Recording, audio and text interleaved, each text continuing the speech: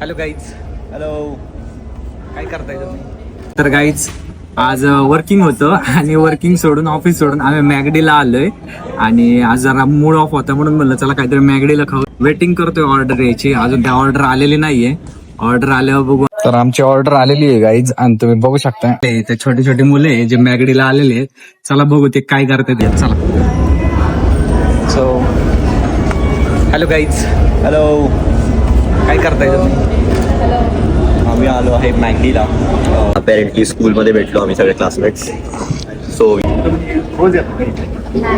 मग कधी येता तुम्ही?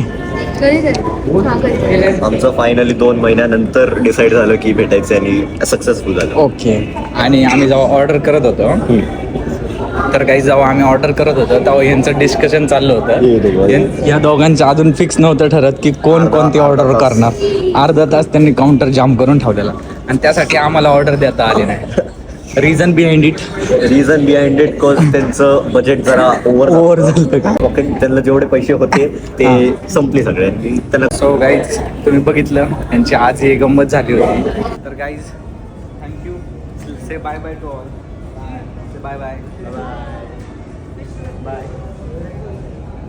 चला गाईज मग आता जाऊयात आपण बाहेर.